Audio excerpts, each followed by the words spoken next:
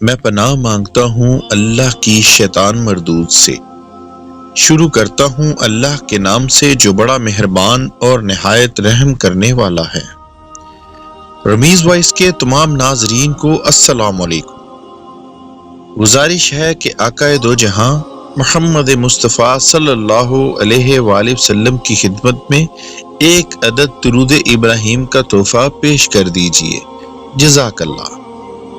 ابو الانبیاء حضرت ابراہیم علیہ السلام کی عمر مبارک 86 برس ہو چکی تھی، لیکن اولاد کی نعمت تاحال انہیں عطا نہ ہوئی تھی۔ انہوں نے رب العزت کی بارگاہ میں استدعا کی کہ اے رب مجھے نیک صالح لڑکا عطا کر۔ اس دعا کو اللہ تبارک و تعالیٰ نے قرآن کریم کی سورۃ صفات کی آیت نمبر 100 میں محفوظ کر لیا۔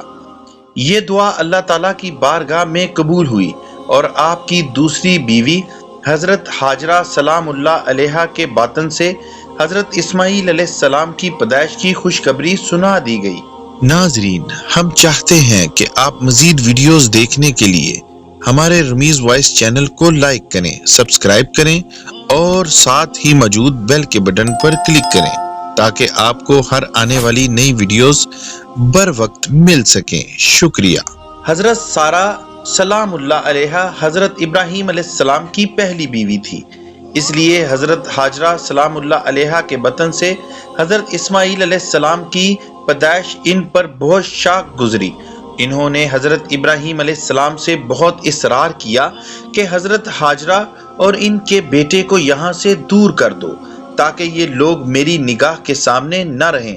حضرت ابراہیم علیہ السلام کو یہ بات بہت ناگوار گزری، مگر بارگاہ الہی سے جب حکم ہوا کہ بی بی ہاجرہ سلام اللہ علیہا اور حضرت اسماعیل علیہ السلام کو عرب کے ریگستان میں چھوڑ دیا جائے تو حضرت ابراہیم علیہ السلام اپنی بیوی اور اپنے بیٹے کو اس جگہ لے آئے جہاں اب خانہ کعبہ آباد ہے۔ اس زمانے میں یہ جگہ بالکل غیر آباد تھی۔ ایک تھیلی کھجور اور ایک مشکیزہ پانی کے ہمراہ انہیں وہاں چھوڑ کر حضرت ابراہیم علیہ السلام جب جانے لگے تو بیوی نے انہیں روک کر پوچھا، ہمیں اس بیابان میں چھوڑ کر کہاں جا رہے ہو؟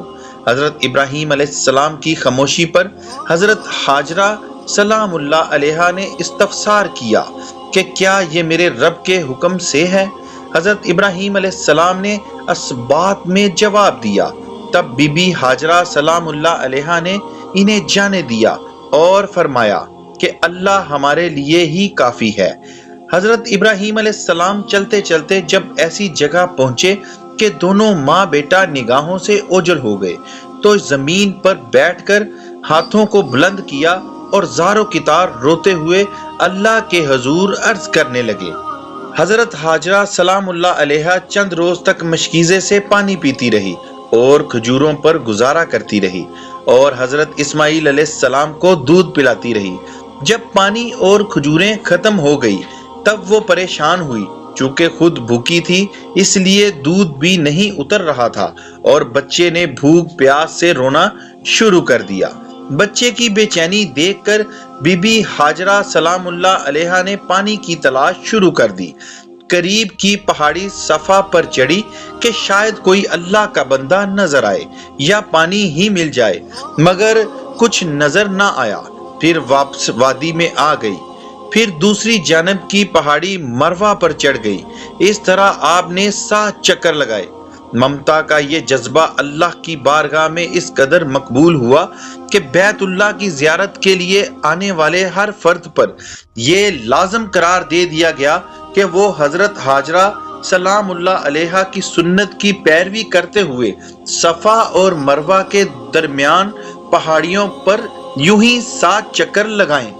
تلاش و جستجو پر مشتمل اس عمل کی قبولیت کا یہ اشارہ تھا کہ 7 چکر میں بی بی ہاجرہ بچے کے پاس جب پہنچی تو دیکھا کہ جس جگہ پر حضرت اسماعیل علیہ السلام روتے ہوئے اپنی ایڑیاں رگڑ رہے ہیں وہاں سے ایک چشمہ جاری ہو گیا۔ یہ چشمہ آج بھی موجود ہے۔ لوگ اس چشمے کو آب زمزم کے نام سے جانتے ہیں اور ہزاروں سال گزر جانے کے باوجود چشمے کا پانی اسی طرح سے جاری ہے۔ اللہ تعالیٰ نے اس میں مخلوق کے لیے شفا رکھی ہے۔ حضرت ہاجرہ سلام اللہ علیہا نے رب العزت کا شکر ادا کرتے ہوئے اپنے بچے کو پانی پلایا اور اپنی بھی پیاس بجھائی۔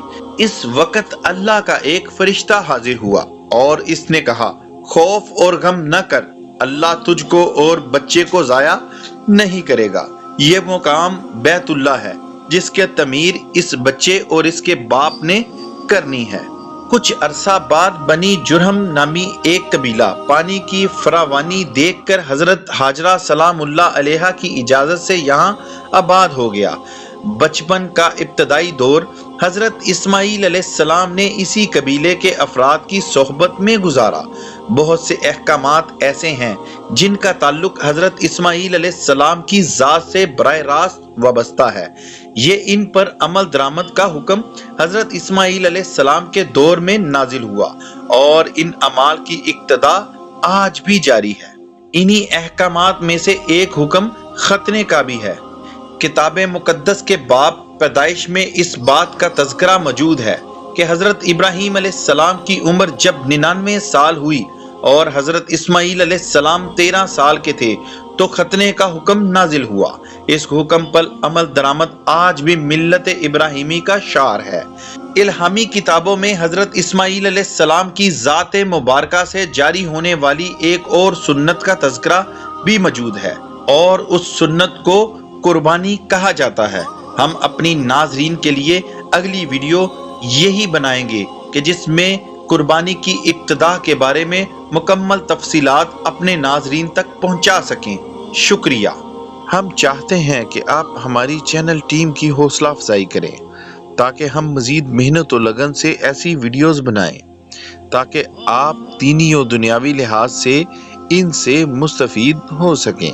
اللہ حافظ۔